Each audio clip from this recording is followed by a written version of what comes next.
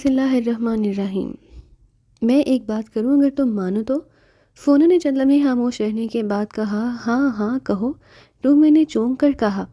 تم اور میں علیحدہ علیحدہ رہ کر کام کریں، ہمارے سامنے دو ٹارگٹس ہیں، ایک تو اس علی عمران کا خاتمہ، دوسرا پاکستان سیکرٹ سروس کا خاتمہ۔ میرے ذمہ علی عمران کے خاتمے کا مشن لگایا گیا ہے، سیکرٹ سروس کے خاتمے کا نہ میرے پاس مشن ہے اور نہ مجھے اس کے متعلق کوئی تجربہ ہے، اس لیے تم اس علی عمران کے خاتمے کا کام تو مجھ پر چھوڑ دو، میں جانوں اور یہ عمران، جبکہ پاکستان سیکرٹ سروس کو تم اپنا شکار بناؤ اور ہمارے درمیان کوئی رابطہ نہیں ہونا چاہیے تاکہ یہ لوگ کسی ایک کی وجہ سے دوسرے پر ہاتھ نہ ڈال سکیں، اور پھر اس طرح ہم اپنے اپنے طور پر آزادانہ طور پر کام کر سکیں گے۔ بہت ضرورت پڑنے پر ہم سیشل ٹرانسمیٹر پر رابطہ بھی قائم کر سکتے ہیں۔ فونا نے بڑی سنجیدگی سے بات کرتے ہوئے کہا۔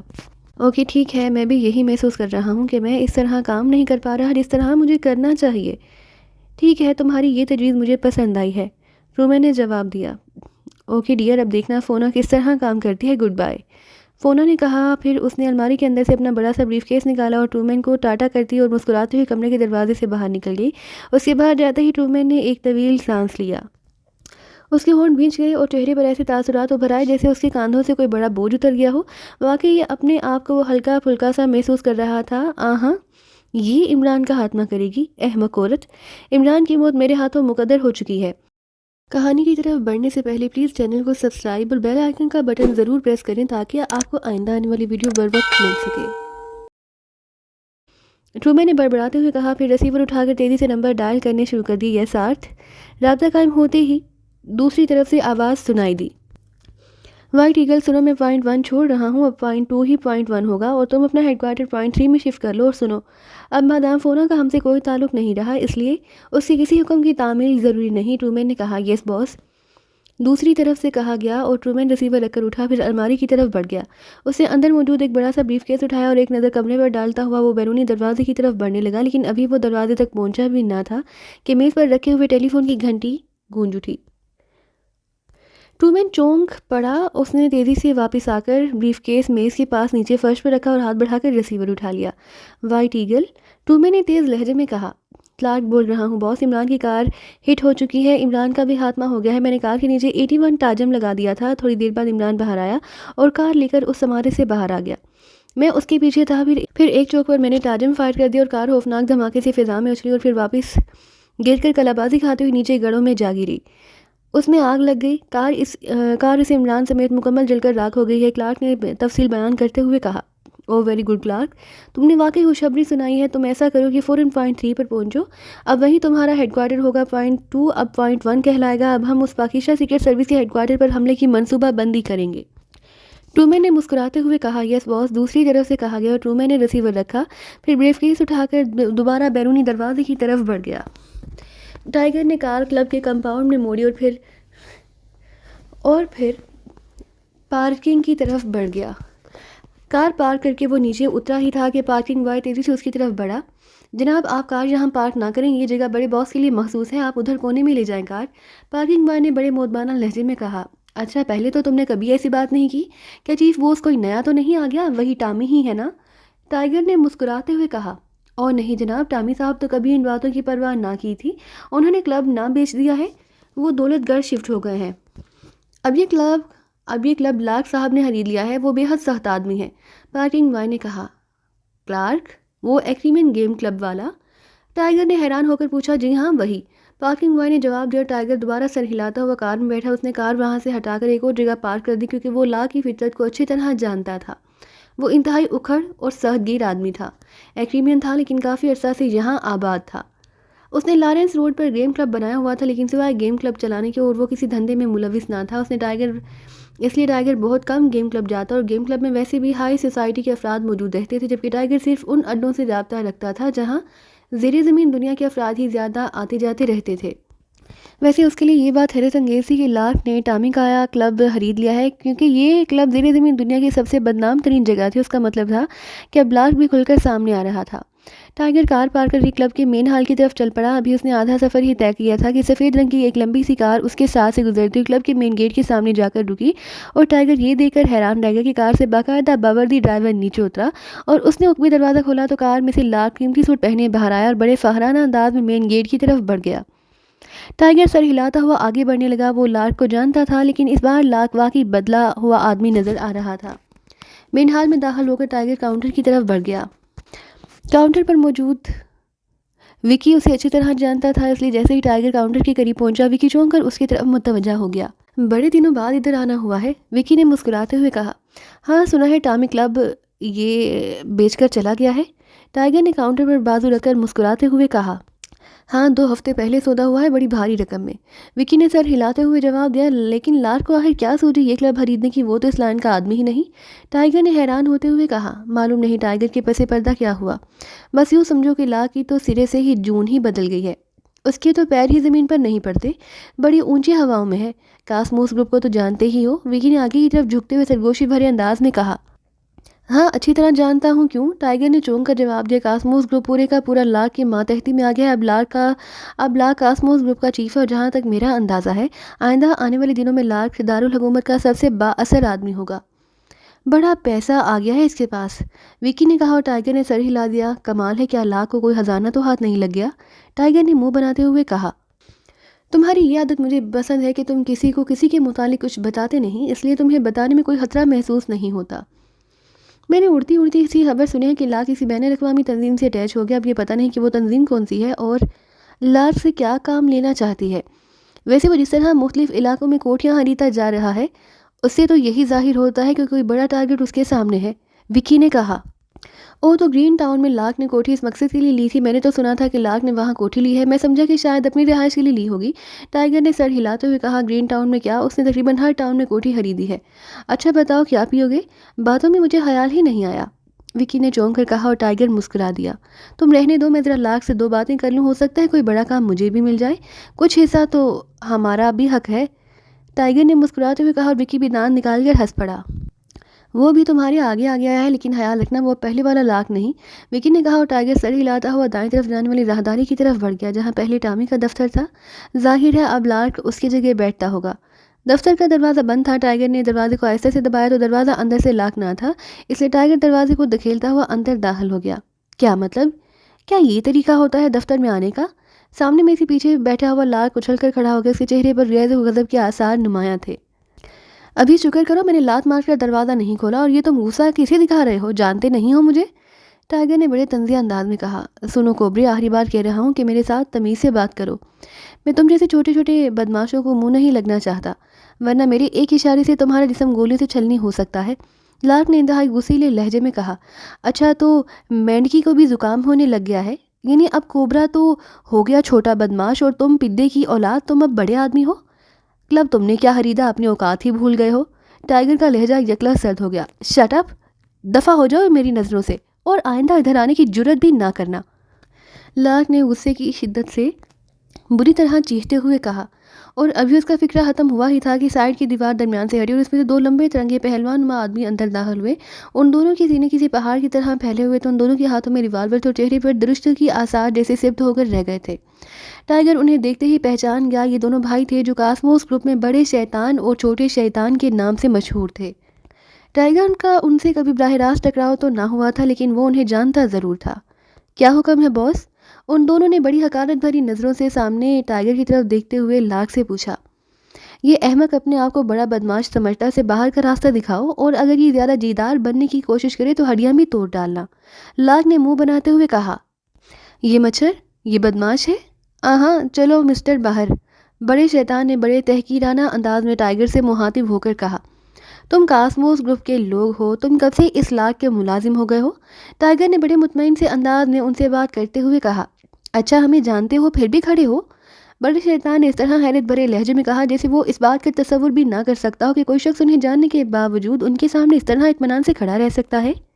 یہ کوبرا ہے برادر دارالحکومت کا مشہور بدماش، میں اسے جانتا ہوں. چھوٹے نے اچانک کہا. وہ اب تک خاموش کھڑا تھا. کوبرا؟ او تو یہ ہے کوبرا، میں نے اس کی باتیں تو سنی ہوئی ہیں. اگر یہ واقعی کوبرا ہے تو پھر آج اسے معلوم ہو جائے گا کہ کوبرا کا سر کچلنا میرے لیے بائیں ہاتھ کا کھیل ہے. بڑے بھائی نے منہ بناتے ہوئے کہا. ہاں تو مسٹر لارک اب کیا پروگرام ہے؟ کیا اسی طرح اکڑے رہو گے یا پھر میں کچھ حرکت کروں؟ سوچ لو، دوسری صورت میں تمہارا انجام انتہائی عبرتناک بھی ہو سکتا ہے. ٹائگر نے ان دونوں شیطانوں کو نظر انداز کرتے ہوئے لارک سے مخاطب ہو کر کہا.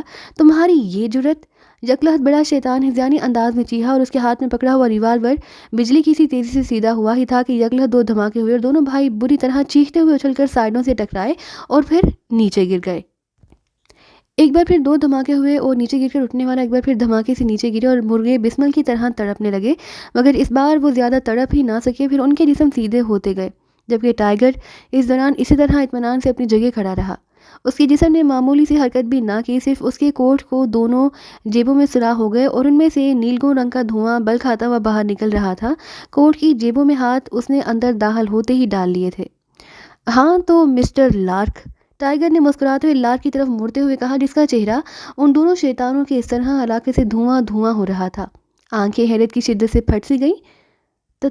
تم نے جیب کے اندر سے اس قدر صحیح نشانہ لگایا؟ مگر لارک نے ایسے لہجے میں بولا جیسے اسے خود اپنی بات پر یقین نہ آ رہا ہو۔ کاسموس گروپ ہائر کرنے کے بعد تم یہ سمجھے تھے کہ سارے دارالحکومت پر تم نے حکومت کر لی ہے، بہرحال اب تم مرنے کے لیے تیار ہو جاؤ۔ ٹائیگر نے جیب سے ریوالور نکالتے ہوئے گرا کر کہا، اس کے چہرے پر یکلہ چٹانوں جیسی سختی ابھر آئی تھی۔ مجھے معلوم نہ تھا کہ تم اس قدر خوفناک آدمی ہو۔ ٹھیک ہے، میں اپنے رویے اور الفاظ پر شرمندہ ہوں، معذرت خواہ ہوں، لارک نے انتہائی سہمے ہوئے لہجے میں کہا۔ اوکے، شرمندہ ہونے والے شخص پر رحم کھایا جا سکتا ہے، ٹائیگر نے یکلہت مسکراتے ہوئے کہا۔ پھر کرسی گھسیٹ کر وہ اس طرح لارک کی طرف منہ کر کے بیٹھ گیا کہ لارک اس کی نظروں میں آئے بغیر اپنے ہاتھ کی ایک انگلی تک کو حرکت نہ دے سکے۔ تم کیسے آئے ہو؟ مجھے بتاؤ، تم چاہتے کیا ہو؟ لارک نے بڑی مشکل سے اپنے آپ کو سنبھالتے ہوئے کہا، سنو، جب بھی یہاں دارالحکومت میں کوئی پارٹی کسی بین الاقوامی تنظیم سے اٹیچ ہوتی ہے، کوبرے کا حصہ ضرور رکھتی ہے۔ کوبرا صرف اپنے حصے سے مطلب رکھتا ہے، نکالو حصہ ورنہ تم اور تمہارے سارے ساتھی ایک لمحے میں جہنم میں جھونک دیے جائیں گے، ٹائیگر نے غراتے ہوئے کہا۔ بین الاقوامی تنظیم؟ کیا مطلب؟ کیسی تنظیم؟ میں سمجھا نہیں، لارک نے حیرت بھرے لہجے میں کہا۔ اچھا، تو سمجھانے کا فرض بھی مجھے ہی ادا کرنا پڑے گا، ٹائیگر نے کہا۔ پھر اس کے ساتھ ہی اس کی لات نے حرکت کی اور لارک بری طرح چیختا ہوا اچھل کر کرسی سمیت نیچے جا گرا۔ ریوالونگ کرسی زوردار جھٹکے سے نیچے گری تھی اور لارک اس میں بری طرح پھنس کر چیختا ہوا پھڑ پھڑانے لگا۔ وہ کرسی کو گھما کر سائڈ سے ہٹانے کی جتنی بھی کوشش کرتا وہ اتنی ہی پھسل جاتی۔ سمجھ آ گئی ہے یا بھی مزید سمجھاؤں؟ ٹائیگر نے ہاتھ بڑھا کر کرسی کو ایک جھٹکے سے سیدھا کرتے ہوئے کہا۔ کرسی سیدھی ہوتے ہی لارک بھی سیدھا ہو کر بیٹھ گیا۔ لارک کا پسینہ چہرے سے تر تھا۔ ٹائیگر جانتا تھا کہ لارک بذات خود لڑنے بھیڑنے والا آدمی نہیں، وہ صرف سازشیں کرنے اور رقم دے کر کام کرانے کا عادی ہے، اس لیے وہ اسے مسلسل ذہنی جھٹکے دے رہا تھا۔ ٹھیک ہے، مل جائے گا حصہ، وعدہ رہا، لارک نے بازو سے پسینہ پونچھتے ہوئے کہا۔ سنو لارک، آخری بار کہہ رہا ہوں کہ مزید سانس لینا چاہتے ہو تو کوبرے کو رازدار بنا لو۔ کوبرے کا سینہ رازوں کا مدفن ہے اور کوبرا صرف اپنے کام سے کام رکھتا ہے۔ اگر تم نے کوبرے پر اعتماد کر لیا تو پھر پورے کاسموس گروپ سے زیادہ اکیلا کوبرا تمہاری حفاظت زیادہ اچھی طرح کر سکتا ہے، اس لیے کھل کر بات کرو۔ کون سی تنظیم ہے، کتنے میں سودا ہوا، کیا مشن ہے، اور یہ بھی سن لو کہ اگر تم نے اس بار ذرا بھی ہچکچاہٹ دکھائی تو۔ ٹائیگر کا لہجہ واقعی بے حد سرد تھا اور لارک چند لمحے غور سے ٹائیگر کو دیکھتا رہا، جیسے فیصلہ نہ کر پا رہا ہو کہ اس پوزیشن میں کیا کرے اور کیا نہ کرے۔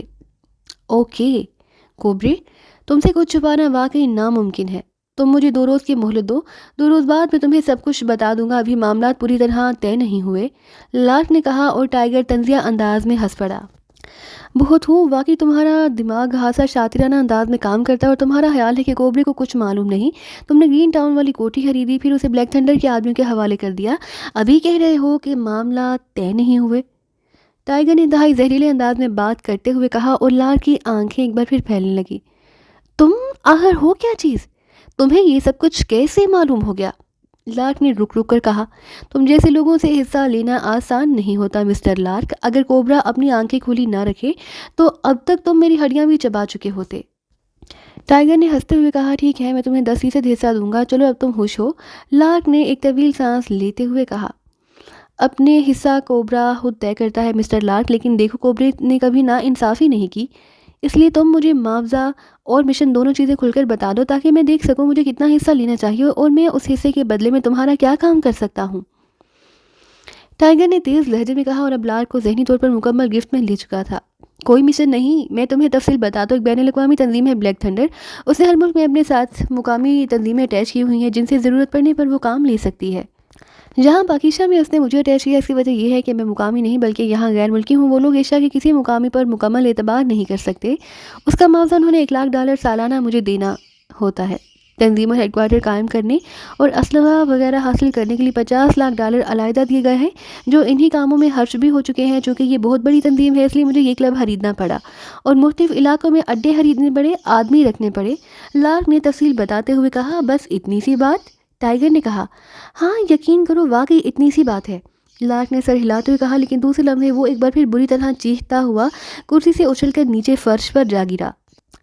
الو کی دم، تم نے کوبرا کو احمق سمجھ رکھا ہے، ٹائیگر نے گھبراتے ہوئے کہا، اور جھک کر اس نے لارک کی گردن پکڑی اور اسے ایک ہاتھ کے زور پر ہوا میں لٹکاتے ہوئے پوری قوت سے دوسرا تھپڑ مارا، پھر اسے اس طرح کرسی پر پھینک دیا جیسے وہ انسان کے بجائے کپڑے کا بنا ہوا گڈا ہو۔ لارک کا چہرہ مسے ہو گیا، اس کی دونوں گالوں پر انگلیوں کے نشانات ابھر آئے تھے۔ وہ گرین ٹاؤن والی کوٹھی تم نے اپنی ماں اور باپ کو دی تھی؟ بولو کون ہے وہ اور کس مشن پر آئے ہیں جہاں؟ ٹائیگر نے حلق کے بل چیختے ہوئے کہا، وہ بتا تو رہا ہوں، ہیڈ کوارٹر سے مجھے کال آئی تھی کہ مادام فونا آ رہی ہے، ان کے احکامات کی تعمیل کی جائے۔ وہ مادام فونا آئی، اس نے مخصوص کوڈ بتائے اور پھر کاریں اور اڈا مانگا، میں نے دے دیا، مجھے بس اس سے زیادہ معلوم نہیں۔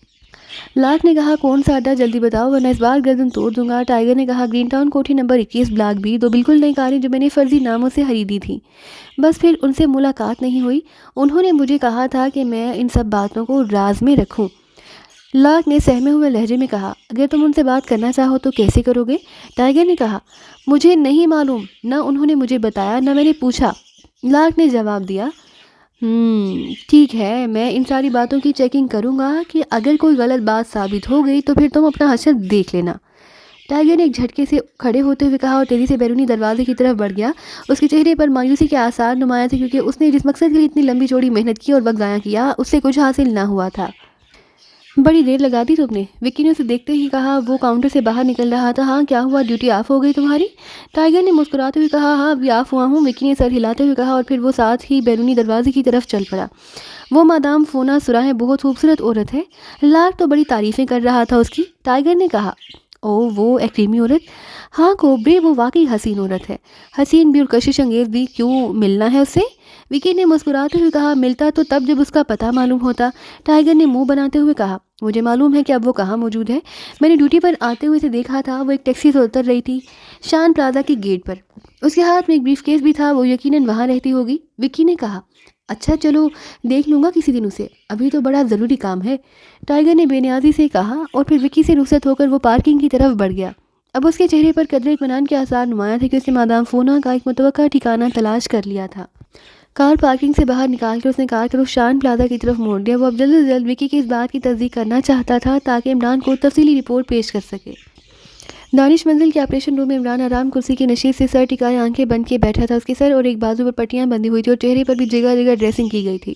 اس قدر خوفناک حادثے میں آپ کا اس طرح بچ نکلنا واقعی انتہائی خوش قسمتی ہے، بلیک زیرو نے پرخلوص لہجے میں کہا۔ عمران کو وہ ابھی خود جا کر ہسپتال سے لے آیا تھا، مخصوص باڈی کی کار تھی اس لیے کچھ بچ بچاؤ ہو گیا، ورنہ جس قدر خوفناک بم تھا اگر عام کار ہوتی تو اس کا ایک ایک پرزہ علیحدہ ہو جاتا۔ پھر گڑھے میں گرتے ہوئے اس کا دروازہ کھل گیا اور میں نکل کر دور ایک جھاڑی میں پھنس کر بچ گیا۔ جب مجھے ہوش آیا تو کار مکمل طور پر راکھ ہو چکی تھی۔ عمران نے قدرے مسکراتے ہوئے جواب دیا، لیکن اس کا لہجہ دھیما تھا جیسے اسے بولنے کے لیے خاصا زور لگانا پڑ رہا ہو۔ ابھی آپ آرام کریں عمران صاحب، اس قدر خوفناک ایکسیڈنٹ سے بچ جانے کے باوجود ابھی آپ کی طبیعت پوری طرح ٹھیک نہیں ہوئی۔ بلیک زیرو نے اسے مشورہ دیتے ہوئے کہا، میں سوچ رہا ہوں کہ آخر میں کب تک ان جان لیوا حملوں سے بچتا رہوں گا۔ پہلے کار پہ بے تحاشا فائرنگ ہوئی، میں بچ گیا، پھر کار کو بم سے اڑا دیا گیا، میں پھر بھی بچ گیا، لیکن کیا واقعی ہر بار قسمت اس طرح ساتھ دیتی رہے گی؟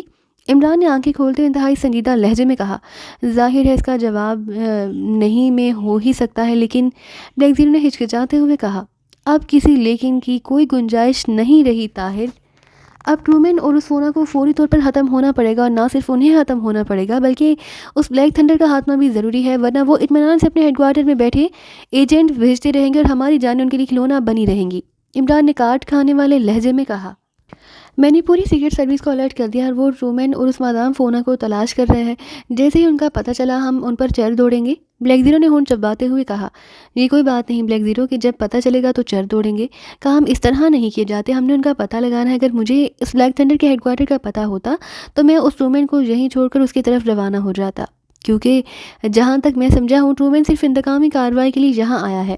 ملک کے خلاف اس کے پاس کوئی مشن نہیں، لیکن اب پہلے ٹرومین کو پکڑنا ہے، پھر اس سے بلیک تھنڈر کے ہیڈ کوارٹر کے بارے میں معلومات حاصل ہو سکتی ہیں. عمران نے منہ بناتے ہوئے کہا پتہ لگ جائے گا، کام ہو رہا ہے. بلیک زیرو نے کہا ٹائیگر کی طرف سے کوئی اطلاع نہیں آئی، ذرا ٹرانسمیٹر پر میری مخصوص فریکوینسی ایڈجسٹ کر دو، ہو سکتا ہے کوئی کال آ جائے. عمران نے کہا. بلیک زیرو سر ہلاتے ہوئے ٹرانسمیٹر کی طرف متوجہ ہو گیا. ابھی وہ فریکوینسی سیٹ کر ہی رہا تھا کہ ٹیلی فون کی گھنٹی بج اٹھی. عمران نے ہاتھ بڑھا کر ریسیور اٹھا لیا. X2 عمران نے مخصوص لہجے میں کہا. جولیا بول رہی ہوں باس. ابھی مجھے چوہان نے اطلاع دی ہے کہ عمران کی کار کو بم سے اڑا دیا گیا ہے. جولیا کے لہجے میں گہری تشویش نمایاں تھی. ہاں درست اطلاع ہے. عمران نے پہلے سے زیادہ لہجے کو سرد کرتے ہوئے کہا. وہ عمران وہ تو بچ گیا ہے نا؟ جولیا نے لرزتے ہوئے لہجے میں پوچھا. میں نے تمہاری ذمہ جو مشن لگایا تھا تم اس کی رپورٹ دو. لوگ تو مرتے بھی رہتے ہیں اور بچتے بھی رہتے ہیں. عمران نے جان بوجھ کر سرد لہجے میں کہا اور سامنے بیٹھا ہوا بلیک زیرو مسکرا دیا. مگر باس عمران تو عام لوگوں میں شامل نہیں. جولیا نے اس بار گلوگیر لہجے میں کہا. کیوں، کیا وہ سیکرٹ سروس کا ممبر ہے؟ عمران نے گھراتے ہوئے کہا. نہیں مگر. جولیا کی آواز بالکل ہی رند گئی. اس سے فکرہ ہی مکمل نہ ہو سکا تھا. سنو جولیا، میں نے تم سے کتنی بار کہا کہ میرے سامنے جذباتی رویے مت ظاہر کیا کرو. میری نظر میں عمران سے زیادہ وقت تمہاری ہے سیکرٹ سروس کے ممبران کی. عمران کو صرف مخصوص مقاصد کے لیے ہائر کیا جاتا ہے اور اس کی اتنی ہی اہمیت ہے. ویسے عمران بچ گیا ہے، اب تم رپورٹ دو. عمران نے اسی طرح سرد اور سپاٹ لہجے میں بات کرتے ہوئے کہا. اس کے ساتھ ہی جولیا کی اطمینان بھری طویل سانس ریسیور سے نکلی اور عمران خود بھی بے احتیاط مسکرا دیا. یس باس، ٹرومین اور فونا کی تلاش جاری ہے. ویسے وہ دونوں کاریں تلاش کر لی گئی ہیں، وہ جنرل پارکنگ میں کھڑی ہیں، ان کی بھی نگرانی کی جا رہی ہے. جولیا نے اس بار جلدی کہا. تمام ممبران کو کہہ دو کہ وہ جلد از جلد ان دونوں میں سے کسی ایک کو تلاش کریں. میں اس معاملے میں تاخیر برداشت نہیں کروں گا. عمران نے سخت لہجے میں کہا. اس کے ساتھ ہی ریسیور رکھ دیا. آپ نے جولیا کا خون خشک کر دیا. بلیک زیرو نے مسکراتے ہوئے کہا. ابھی کہاں خشک ہوا؟ جس دن خشک ہو گیا اس دن وہ سیکنڈ چیف سے براہ راست چیف نہ بن جائے گی. عمران نے منہ بناتے ہوئے کہا اور بلیک زیرو کھلکھلا کر ہنس پڑا. اسی لمحے ٹرانسمیٹر پہ کال آنا شروع ہو گئی. عمران نے چونک کر ہاتھ بڑھایا اور ٹرانسمیٹر آن کر دیا. Hello tiger calling over. Button on ہوتے ہی ٹائیگر کی آواز سنائی دی. عمران بول رہا ہوں، کیا رپورٹ ہے؟ اوور. عمران نے اصل لہجے میں کہا. بوس، میں نے مادام فونا کی نئی رہائش گاہ تلاش کر لی ہے.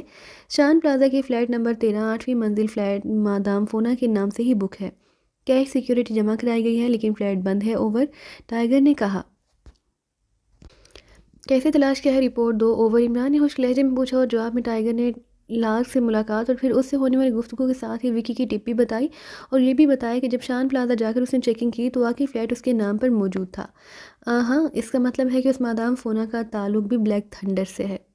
تم نے اس کی فلیٹ کی تلاشی لی ہے؟ اوور. عمران نے سر ہلاتے ہوئے کہا. نو سر، آپ کی اجازت کی ضرورت تھی. اوور. کیا تم کسی کو تھپڑ مارنے سے پہلے مجھ سے اجازت طلب کرو گے؟ احمق آدمی، اس کے بغیر تمہاری رپورٹ کیسے مکمل کہلائی جا سکتی ہے؟ جاؤ اور تلاشی مکمل کر کے مجھے رپورٹ دو اور اگر یہ مادام فونا ہاتھ لگ جائے تو اسے اغوا کر کے رانا ہاؤس پہنچا دو. اوور اینڈ آل.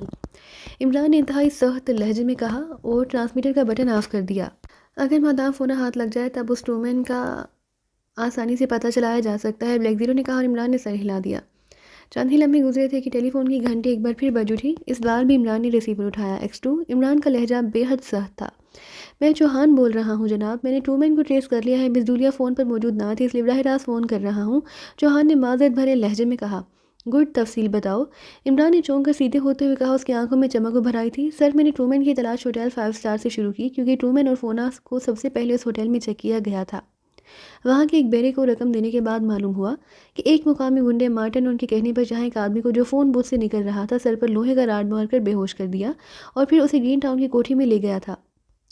اس کا ان سے براہ راست رابطہ ہے. مارٹن کا اڈا سلور بار ہے. چنانچہ میں وہاں گیا. پھر مارٹن مجھے مل گیا.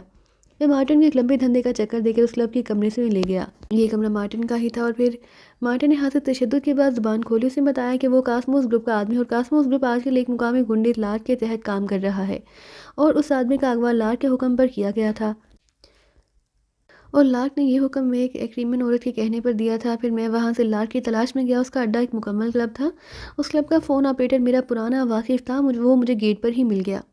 پھر اصرار کر کے وہ مجھے ایک ایکسچینج روم میں ساتھ لے گیا. ابھی ہم وہاں بیٹھے باتیں کر رہے تھے کہ لارک کے نام کال آئی کسی ٹرومین کی اور میں نے اس دوست کو کہہ کر کال سنی. ٹرومین میں اس لارک کو حکم دے رہا تھا کہ ایکریمن سے ایک مشین اس کے نام سے بک ہو کر ایئر کارگو پر کسی وقت بھی پہنچے گی وہ اسے وصول کر کے 31 جہانگیر ٹاؤن میں پہنچا دے.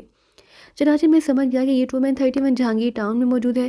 میں اپنے دوست سے اجازت لے کر وہاں سے نکلا اور جہانگیر ٹاؤن پہنچا۔ یہ ایک چھوٹی سی کوٹھی ہے، لیکن باہر سے تو ایسا لگتا ہے جیسے خالی پڑی ہوئی ہو۔ اب آپ اگر حکم دیں تو میں اندر جا کر چیک کروں، کیونکہ آپ نے صرف نگرانی تک کا حکم دیا ہوا ہے۔ چوہان نے فوراً تفصیل بتاتے ہوئے کہا، تم وہیں رکو، میں صفدر اور تنویر کو تمہارے پاس بھیجتا ہوں۔ اگر اس دوران وہ ٹرومین باہر آئے تو تم نے اس کی انتہائی احتیاط سے نگرانی کرنی، اور صفدر اور تنویر کے پہنچ جانے کے بعد تم تینوں نے اندر جانا ہے۔ اگر ٹرومین وہاں ہو تو اسے بے ہوش کر کے رانا ہاؤس پہنچا دینا۔ عمران نے تفصیلی ہدایات دیتے ہوئے کہا۔ یس سر، چوہان نے کہا، اور عمران نے ہاتھ بڑھا کر ریسیور رکھ دیا۔ اب تم ان دونوں کو ٹریس کر کے چوہان کے پاس جانے کے احکامات دے دو اور انہیں ہدایت دے دینا کہ وہ کوٹھی پر بے ہوش کرنے والی گیس کا بم پھینک دے۔ اس طرح کام آسان ہو جائے گا۔ میں جلد از جلد اس کا خاتمہ چاہتا ہوں۔ عمران نے ریسیور رکھ کر کرسی کی نشست سے پش لگاتے ہوئے کہا۔ وہ ہاتھ تھکا تھکا سا دکھائی دے رہا تھا، اور بلیک زیرو نے سر ہلاتے ہوئے ریسیور رکھ دیا اور جولیا کے نمبر ڈائل کرنے شروع کر دیے۔ جولیا سے رابطہ ہوتے ہی اس نے اسے عمران کی ہدایات کے مطابق احکامات دیے اور ریسیور رکھ دیا۔ چلو کم از کم ان دونوں کا پتہ تو چلا۔ اب یہ کام جلدی نمٹ جائے گا۔ میں ذرا ریسٹ روم میں لیٹتا ہوں۔ اگر ان دونوں میں سے کوئی رانا ہاؤس پہنچ جائے تو پھر مجھے جگا دینا، میں ہو جا کر ان سے بات کر لوں گا۔ اور ہاں، ٹرومین کے وہاں پہنچتے ہی جوزف کو ہدایت کر دینا کہ وہ رانا ہاؤس کا مکمل حفاظتی نظام آن کر دے۔ عمران نے کہا، اور بلیک زیرو کے سر ہلانے پر وہ ریسٹ ہاؤس کی طرف بڑھ گیا۔ ٹائیگر نے ادھر ادھر دیکھا، پھر راہداری حالی دیکھ کر اس نے جیب سے مڑی ہوئی تار نکالی اور فلیٹ کے ڈور لاک میں ڈال کر اسے محسوس انداز میں گھمانا شروع کر دیا۔ چند لمحوں کی کوشش کے بعد تار اٹک گئی اور پھر کھٹا کی آواز کے ساتھ ہی تالا کھل گیا۔ ٹائیگر نے تار باہر نکالی اور پھر ہینڈل پر دباؤ ڈال کر جب اس نے دروازے کو دکھیلا تو دروازہ کھل گیا۔ ٹائیگر اندر داخل ہوا، پھر اس نے مڑ کر دروازہ بند کر دیا، لیکن اس نے چٹھنی نہ لگائی، کیونکہ اس طرح باہر سے اگر کوئی آ جاتا تو اسے یقین ہو جاتا کہ اندر کوئی موجود ہے۔ ورنہ وہ یہ بھی سوچ سکتا تھا کہ ہو سکتا ہے جاتے ہوئے وہ جلدی میں لاک لگانا بھول گیا ہو، یا لاک صحیح طور پر لگا نہ ہو۔ یہ 3 کمروں کا ایک لگژری فلیٹ تھا جو ہر قسم کی جدید اور آرام دہ ساز و سامان سے پوری طرح مزین تھا۔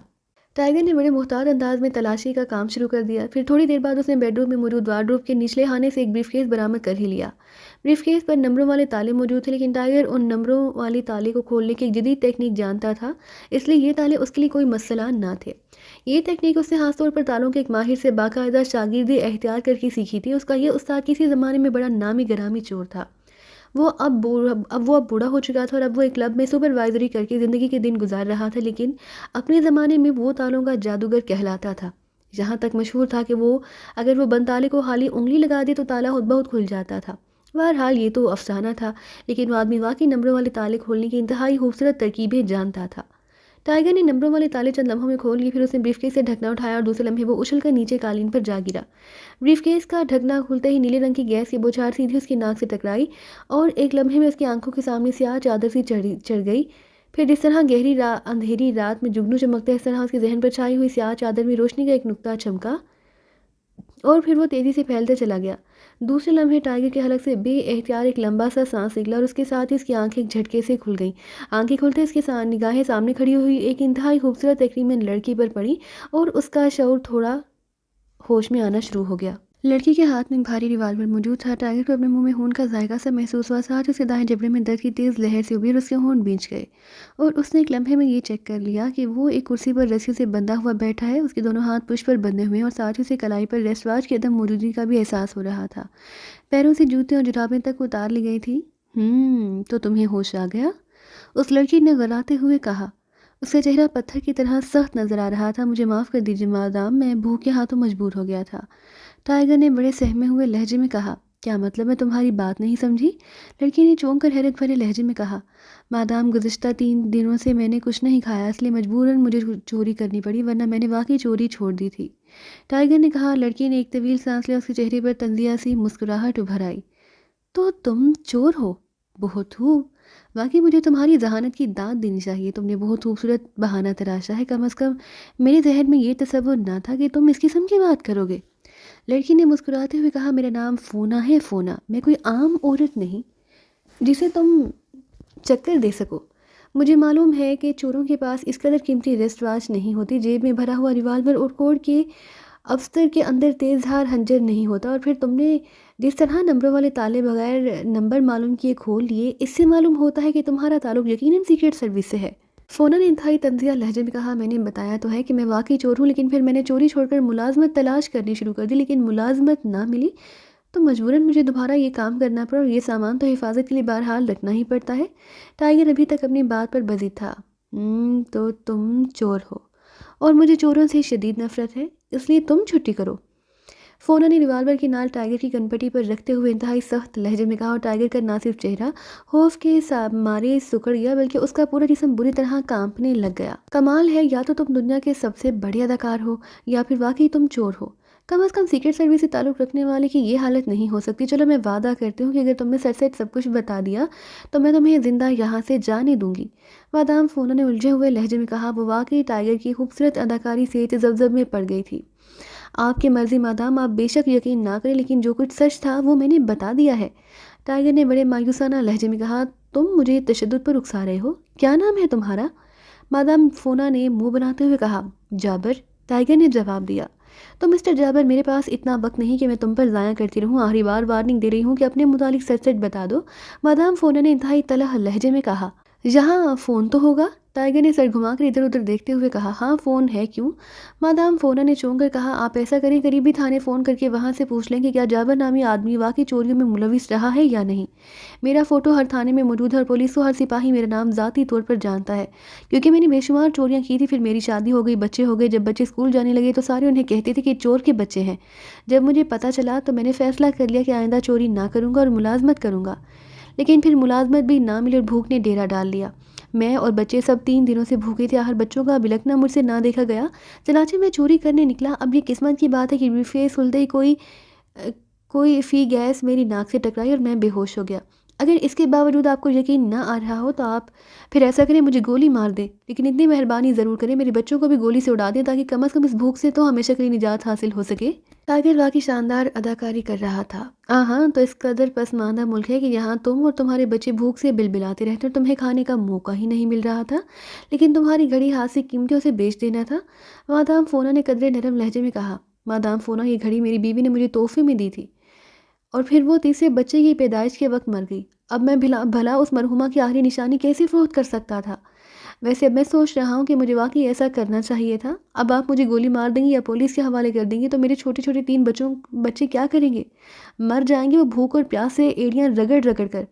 اس ظالم معاشرے میں تو کسی نے ان کے حلق میں 2 قطرے پانی بھی نہیں ٹپکانا۔ ٹائیگر نے شدید مایوسی کے عالم میں کہا اور مادام فونا کا چہرہ سد گیا، تم واقعی مظلوم آدمی ہو۔ ٹھیک ہے، میں تمہیں رہا بھی کر دیتی ہوں اور کچھ رقم بھی دے دیتی ہوں، جاؤ جا کر خود بھی کھاؤ اور اپنے معصوم بچوں کو بھی کھلاؤ، مادام فونا نے کہا، اور اس نے ایک طرف میز پر پڑا ہوا تیز دھار خنجر اٹھایا اور ٹائیگر کی رسیاں کاٹنی شروع کر دی۔ ٹائیگر کے چہرے پر شدید تشکرانہ تاثرات ابھر آئے تھے۔ چلو اٹھو اور چلے جاؤ یہاں سے، مادام فونا نے پیچھے ہٹتے ہوئے کہا، ساتھ اس نے جیب سے چند بڑے نوٹ نکال کر اس کی طرف بڑھا دیے۔ آپ کا بہت بہت شکریہ مادام فونا، آپ واقعی انتہائی نیک دل خاتون ہیں، ٹائیگر نے بڑے معصومانہ انداز میں کہا اور اس کے ہاتھ میں پکڑے ہوئے نوٹ لینے کے لیے بڑے معصومانہ انداز میں آگے بڑھا، لیکن دوسرے لمحے مادام فونا بری طرح چیختی ہوئی الٹ کر اس کرسی پر گری جس پر چند لمحے پہلے ٹائیگر بندہ بیٹھا تھا۔ پھر وہ کرسی سمیت نیچے جا گئی۔ اسی لمحے ٹائیگر کی لات بجلی کی سی تیزی سے حرکت میں آئی اور مادام فونا پسلیوں پر ضرب کھا کر اچھل کر فرش پر رول ہوتی ہوتی چلی گئی۔ لیکن دوسرا لمحہ ٹائیگر کے لیے بھی انتہائی ہولناک ثابت ہوا جب مادام فونا یکلہت بجلی کی سی تیزی سے اس طرح فرش سے اچھل کر ٹائیگر کے جسم سے آ ٹکرائی جیسے توپ کا گولہ ٹارگٹ پر آتا ہے۔ ٹائیگر دھکا کھا کر پشت کے بل نیچے گرا اور اب اس کی بدقسمتی کہ اس طرح نیچے گرتے وقت اس کا سر کا عقبی حصہ وہاں میز کے کنارے سے اتنے زور سے ٹکرایا کہ اس کے سر میں پہلے تو ایک خوفناک دھماکہ ہوا، اس کے بعد ایک لمحے تک رنگ برنگے ستارے آنکھوں کے سامنے ناچتے نظر آئے اور پھر تاریکی چھا گئی۔ وہ ایک بار پھر بے ہوش ہو چکا تھا۔ درد کی ایک تیز لہر نے اسے ایک بار پھر لاشعور سے شور کی وادی تک پہنچا دیا اور آنکھیں کھلتے اس کے ہونٹ بین گئے۔ وہ ایک بار پھر اسی طرح کرسیوں پر رسیوں سے بندھا بیٹھا تھا اور اس بار اس کا دوسرا جبڑا شدید درد کر رہا تھا۔ سامنے مادام فونا بکری ہوئی شیرنی کی طرح کھڑی ہونٹ چبا رہی تھی۔ ہاں تو تم مجھے دھوکہ دے رہے تھے اپنی اداکاری سے؟ مجھے؟ مادام فونا کو؟ مادام فونا نے غصے سے چیختے ہوئے کہا، اس کے ساتھ اس کا بازو لہرایا اور ٹائیگر کے جبڑے پر بھاری ریوالور کا دستہ پوری قوت سے پڑا۔ اس کا ذہن جھنجھنا اٹھا اور منہ میں خون کا کڑوا کسیلا ذائقے کا احساس امڈ آیا۔ میں تمہاری ایک ایک بوٹی علیحدہ کر دوں گی۔ مادام فونا واقعی غصے کی شدت سے پاگل ہو رہی تھی۔ واقعی لالچ آدمی کو کہیں کا نہیں رکھتا، کاش میں لالچ نہ کرتا، ٹائیگر نے بڑے مایوسانہ لہجے میں کہا۔ بکواس مت کرو، میں تمہاری اداکاری کے دھوکے میں نہیں آ سکتی۔ مادام فونا نے ایک بار پھر ریوالور کا دستہ ٹائیگر کی گردن کی سائڈ پر پوری قوت سے رسید کرتے ہوئے کہا، ہاں مار ڈالو مجھے، میری ایک ایک بوٹی علیحدہ کر دو، میں ہوں ہی اس قابل، مار ڈالو مجھے، یکلخت ٹائیگر نے ہزیانی انداز میں چیختے ہوئے کہا اور مادام فونا جس کا ہاتھ ایک بار پھر ریوالور کا دستہ رسید کرنے کے لیے حرکت میں آ چکا تھا بے احتیاط 2 قدم پیچھے ہٹ گیا۔ تم پھر اداکاری کر رہے ہو، لیکن اب تمہاری یہ اداکاری ہرگز کام نہ آئے گی، چلو چھٹی کرو۔ مادام فونا نے ریسیور سیدھا کرتے ہوئے کہا، لیکن اس کے لہجے میں وہ پہلی بار سختی موجود نہ تھی۔ بالکل تم حق بجانب ہو مجھے مارنے میں، مار ڈالو، کاش میں لالچ نہ کرتا۔ میرے دل میں لالچ آ گیا تھا کہ تمہارے پاس موجود سارے نوٹ میں لے جاؤں تاکہ کچھ دن تو گزارا ہو سکے۔ ٹھیک ہے، لالچ آدمی کو مرنا ہی چاہیے، اس کے بچوں کو بھی مرنا چاہیے، مار ڈالو مجھے۔ ٹائیگر نے اس طرح ایذانی انداز میں چیختے ہوئے کہا، کیا تم سچ کہہ رہے ہو؟ مادام فونا ایک بار پھر اس کی اداکاری میں پھنس گئی۔ نہیں، میں جھوٹ بول رہا ہوں، مت کرو مجھ پر یقین، مجھے مار ڈالو، میں جھوٹا ہوں، میں لالچی ہوں۔ ٹائیگر نے کہا، اس کے ساتھ اس نے آنکھیں بند کر کے اس طرح سر کرسی کی پشت سے لگا دی جیسے وہ ذہنی طور پر مرنے کے لیے پوری طرح تیار ہو۔ مادام فونا چند لمحے کھڑی ہون چباتی رہی جیسے فیصلہ نہ کر پا رہی ہو، پھر ایک طویل سانس لیتے ہوئے آگے بڑھی اور ٹائیگر کی کرسی کی پشت پر آ کر کھڑی ہو گئی۔ اس نے جیب سے ایک بار پھر خنجر نکالا اور رسیاں کاٹ ڈالیں۔ جاؤ، دفع ہو جاؤ، اگر مڑ کر دیکھا تو گولی مار دوں گی، جاؤ۔ مادام فونا نے 2 قدم پیچھے ہٹتے ہوئے کہا اور ٹائیگر ایک لمبا سانس لیتا ہوا رسیاں ہٹاتا ہوا اٹھ کھڑا ہوا۔ بہت بہت شکریہ مادام فونا، تم واقعی نیک دل خاتون ہو، میں جا رہا ہوں۔ ٹائیگر نے مڑے بغیر کہا اور اس نے آگے بڑھانے کے لیے قدم اٹھایا۔ مادام فونا ہاتھ میں ریوالور لیے بڑے چوکنا انداز میں کھڑی تھی کہ یکلہ ٹائیگر کے آگے اٹھتے ہوئی ٹانگ بجلی کی سی تیزی سے پیچھے کو پھوڑی۔ اس کے ساتھ ہی لوہے کی کرسی توپ سے نکلنے والی گولی کی طرح اچھل کر پیچھے کھڑی مادام فونا سے جا ٹکرائی اور مادام فونا بے احتیاط چیختی ہوئی کرسی کی زوردار ضرب کھا کر پشت کے بل نیچے گری اور اس کے ہاتھ سے ریوالور نکل کر دور جا گرا۔ اسی لمحے ٹائیگر نے مڑ کر چھلانگ لگائی اور پلک جھپکنے میں وہ ریوالور فرش سے اٹھا کے سیدھا کھڑا ہو چکا تھا۔ تم واقعی نیک دل عورت ہو مادام فونا، اس لیے میں تمہیں فوری طور پر گولی نہیں ماری، ویسے عورتوں کو گولی مارے میں مجھے زیادہ لطف آتا ہے۔ دیوار کی طرف منہ کر کے کھڑی ہو جاؤ تاکہ میں یہاں موجود رقم لے کر جہاں سے رخصت ہو سکوں۔ ٹائیگر نے بڑے طنزیہ انداز میں کہا، تم کمینے، ذلیل۔ مادام فونا بے احتیاط پھٹ پڑی، ارے ارے، بھوکے کو کھانے یا رقم کی بجائے گالیاں دے رہی ہو، یہ تو واقعی کمینگی ہے۔ چلو جلدی سے دیوار کی طرف منہ کر کے کھڑی ہو جاؤ ورنہ میں اپنا ارادہ بدل بھی سکتا ہوں۔ تم نے دیکھ تو لیا کہ اس ریوالور پر سائلنسر لگا ہوا ہے، اس لیے 7 فلیٹ والوں کو علم بھی نہ ہو سکے گا، اور جب تک بدبو کی وجہ سے تمہاری لاش دریافت ہوگی میں رقم بھی خرچ کر چکا ہوں گا۔ اب یہ تمہاری مرضی کہ مر کر رقم دینا چاہتی ہو یا زندہ رہ کر۔ ٹائیگر نے منہ بناتے ہوئے کہا، تو تم واقعی رقم لینا چاہتے ہو؟ مادام فونا نے حیرت بھرے لہجے میں کہا، تو اور کیا، میں تمہارا اچار ڈالنا ہے؟ تم خوبصورت نوجوان اور حسین ضرور ہو، لیکن اس وقت بھوک کی شدت کی وجہ سے میری جمالیاتی حس بھی ختم ہو چکی ہے، اور پھر میرے بچے بھی بھوک سے بلبلا رہے ہوں گے۔ چلو جلدی کرو، دیوار کی طرف منہ کر لو۔ شاباش، تم واقعی نیک دل خاتون ہو، ٹائیگر نے منہ بناتے ہوئے کہا۔ یا تو میں یہاں آ کر پاگل ہو چکی ہوں یا یہ ملک ہی پاگلوں کا ہے، میری سمجھ میں تمہارا یہ حیرت انگیز رویہ بالکل نہیں آ رہا۔ مادام فونا واقعی انتہائی کشمکش کا شکار نظر آ رہی تھی۔ جب میں رقم لے کر چلا جاؤں گا تو تم واقعی سب کچھ سمجھ جاؤ گی۔ آخری بار کہہ رہا ہوں کہ دیوار کی طرف منہ کر لو، مجھ سے اب مزید بھوک برداشت نہیں ہو پا رہی۔ ٹائیگر نے ہونٹ چباتے ہوئے کہا اور مادام فونا ہونٹ بینچتے ہوئے مڑی، پھر اس نے آگے بڑھ کر دیوار پر ہاتھ رکھ دیے۔ بہت بہت شکریہ مادام فونا، تم واقعی نیک دل خاتون ہو، ٹائیگر نے کہا اور اس کے ساتھ ہی پڑی ہوئی میز کی طرف بڑھ گیا جس پر اس کی گھڑی پڑی تھی۔ پہلے میں یہ گھڑی لے لوں، یہ میری مرحوم بیوی کی آخری نشانی۔ ٹائیگر نے میز کے قریب جاتے ہوئے کہا اور مادام فونا جو بڑے چوکنے انداز میں کھڑی کی نکھیوں سے ٹائیگر کو دیکھ رہی تھی، اسے میز کی طرف بڑھتے دیکھ کر قدرے مطمئن ہو گئی۔ ٹائیگر نے بڑے اطمینان سے گھڑی اٹھا کر اپنی جیب میں ڈالی۔ وہ تمہارے پاس جو نوٹ تھے وہ بھی دے دو، کچھ دن گزارا ہو جائے گا، ٹائیگر نے کہا۔ اس کے ساتھ ہی جس طرح بجلی چمکتی اسی طرح اس کا ریوالور والا ہاتھ فضا میں لہرایا اور اس کا دستہ پوری قوت سے سائڈ پر کھڑی مادام فونا کی کھوپڑی سے جا ٹکرایا۔ مادام فونا چیختی ہوئی منہ کے بل دیوار سے ٹکرائی اور پھر گھوم کر نیچے گرنے ہی لگی تھی کہ ٹائیگر کا ہاتھ ایک بار پھر لہرایا اور اس بار بھاری ریوالور کا دستہ سر پر پڑنے کے بعد مادام فونا کے حلق سے چیخ بھی نہ نکل سکی، وہ نیچے گر کر ساکت ہو گئی۔ تم واقعی نیک دل خاتون ہو مادام فونا، لیکن کیا کیا جائے، آج کل نیکی کی کوئی قدر ہی نہیں کرتا، ٹائیگر نے مسکراتے ہوئے کہا اور آگے بڑھ کر اسے جھک کر مادام فونا کی نبض پکڑی، پھر اسے چھوڑ کر اسے جھک کر مادام فونا کو بازوؤں سے پکڑ کر گھسیٹا اور لا کر اسے کرسی پر بٹھا دیا۔ اس کے بعد اس نے رسیوں کے کٹے ہوئے ٹکڑے اٹھائے اور اس کے بازو پشت پر باندھے، پھر اس کی پیر بھی جکڑ دیے۔ یہاں سے اس کا لے جانا ایک مسئلہ ہے، ٹائیگر نے بڑبڑاتے ہوئے کہا۔ پھر اس نے یہی فیصلہ کیا کہ وہ عمران سے اس بارے میں مشورہ لے لے، چنانچہ اس نے واش ٹرانسمیٹر کا ونڈ بٹن کھینچا اور سوئیوں کو مخصوص زاویے پر لا کر اس نے ٹرانسمیٹر کال دینا شروع کر دی، لیکن جب کافی دیر تک دوسری طرف سے کوئی جواب نہ ملا تو مجبوراً اس نے ٹرانسمیٹر آف کر دیا اور ٹیلی فون کی طرف بڑھ گیا۔ اب اس کے سوا اس کے پاس اور کوئی چارہ نہ تھا کہ وہ X2 کو فون کرے، کیونکہ ٹرانسمیٹر پر کال اٹینڈ نہ ہونے کا یہی مطلب ہو سکتا تھا کہ عمران کسی ایسی سچویشن میں پھنسا ہوا ہے جہاں وہ کال اٹینڈ نہیں کر سکتا، اس لیے اس کا فلیٹ پر ہونا بھی ضروری نہ تھا۔ چنانچہ اس نے ٹیلی فون کا ریسیور اٹھا کر X2 کے مخصوص نمبر ڈائل کرنے شروع کر دیے۔ X2، چند لمحوں بعد دوسری طرف سے X2 کی محسوس آواز ابھری، سر میں ٹائیگر بول رہا ہوں، میں نے عمران صاحب کو ٹرانسمیٹر پر کال کرنے کی کوشش کی لیکن وہ کال اٹینڈ نہیں کر رہے، اس لیے میں نے آپ کو کال کی ہے۔ इमरान साहब ने मुझे एक यकीनी औरत मादाम फोना को अगवा करके राना हाउस पहुंचाने का हुक्म दिया था। मैंने मादाम फोना को बेहोश कर लिया है, लेकिन अब उसे वहां से निकालना एक मसला है। ये रिहायशी प्लाजा है और यहाँ नीचे एंट्रेंस में हासिल लोगों की आमदोरफ्त रहती है, इसलिए मैं चाहता था कि इमरान साहब इसके मुताबिक कोई वाज़ेह हिदायत दे दें। टाइगर ने बड़े मोदबाना लहजे में तफसील बताते हुए कहा, उस फ्लैट का पूरा पता बताओ। एक्सट्रो ने पूछा और जवाब में टाइगर ने तफसीली पता बता दिया। ठीक है, तुम वहीं रुको, मैं मिस जूलिया को भेज रहा हूँ। वो उसे मफलूज कर देने वाला इंजेक्शन लगाकर उसे बीमार जाहिर करते हुए तुम्हारे साथ कार तक लाएगी, फिर वहाँ से तुम उसे राना हाउस पहुँचा देना। जूलिया वापस चली जाएगी और इमरान को भी इत्तला कर दी जाएगी। एक्सट्रो ने सर्द लहजे में कहा, यस सर। टाइगर ने सर हिलाते हुए कहा। फिर दूसरी तरफ से राब्ता ख़त्म हो जाने पर उसने एक तवील सांस लेते हुए रिसीवर रख दिया, क्योंकि इन हालात में एक्सट्रो की तरकीब ही दुरुस्त नज़र आती थी। जूलिया के साथ होने की वजह से कोई एतराज़ ना कर सकेगा और इस तरह इस मादाम फोना को वह आसानी से राना हाउस पहुंचाने में कामयाब हो जाएगा। इमरान की कार तेज़ी से राना हाउस की तरफ उड़ी जा रही थी। गो उसके सर और जिस्म पर अब भी पट्टियाँ मौजूद थी, लेकिन अब वो पहले से ज़्यादा चुस्त और होशियार नज़र आ रहा था, क्योंकि उसने रेस्ट रूम 2 घंटे की तवील और इत्मीनान बख्श नींद ले ली थी। और जब ब्लैक ज़ीरो से जगाकर बताकर टाइगर ने मादाम फोना को और सफदर वगैरह ने ट्रूमैन को बेहोशी के आलम में राना हाउस पहुँचा दिया है, तो इमरान की आंखों में कामयाबी की चमक उभर आई। ये हुई ना बात। सीक्रेट सर्विस को इस तरह काम करना चाहिए। इमरान ने उठकर बाथरूम की तरफ बढ़ते हुए मुस्कुराकर कहा, एक बात मेरी समझ में नहीं आई इमरान साहब, कि आपसे उन दोनों की दानिश मंजिल की बजाय राना हाउस पहुंचाने के लिए क्यों कहा है? ब्लैक जीरो ने कहा, ये दोनों ब्लैक थंडर के एजेंट हैं और तुम्हें मालूम है कि ब्लैक थंडर साइंसी हरबों में हमसे कहीं आगे है। जीरो गन वाले केस में हमें उसका इंतहाई तलख तजर्बा हो चुका है, इसलिए मैं नहीं चाहता कि ट्रूमैन या मादाम फोना किसी भी हालत में दानिश मंजिल के अंदर आए। इमरान ने बाथरूम का दरवाज़ा खोलकर अंदर दाखिल होते हुए कहा और ब्लैक जीरो सर हिलाता हुआ वापस चला गया। इमरान ने तैयार होकर दानिश मंजिल में मौजूद एक और खसूसी कार बाहर निकाली और अब ये कार तेज़ी से राना हाउस की तरफ बढ़ी जा रही थी। थोड़ी देर बाद वो राना हाउस के मेन गेट से इस तरह जैसे उससे कोई ताल्लुक भी राना हाउस से ना हो।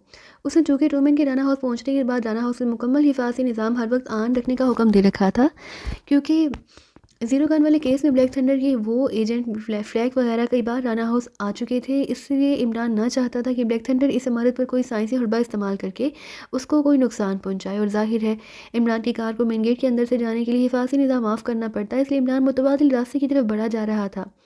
आगे जाकर चौक से उसने कार को दाएं तरफ मोड़ दिया, फिर कुछ दूर जाकर वो एक बार फिर दाएं तरफ अंदर को जाती हुई सड़क पर मुड़ गया।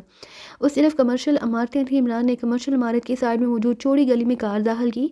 ये गली आगे जाकर बंद हो जाती थी। इमरान कार को उस गली के अख्ताम तक ले गया, फिर उसने कार के डैशबोर्ड में नस्ब ट्रांसमीटर पर एक खसूसी फ्रिक्वेंसी ऑन की और फिर उसका बटन दबा दिया। ट्रांसमीटर से टू टू की आवाज़ें निकलने लगी। Hello black moon calling, white star over. Imran ने आवाज़ बदल कर कहा, yes white star attending special code over. Transmitter से ऐसी खड़खड़ाती हुई आवाज़ सुनाई दी जैसे कोई मशीन बोल रही हो।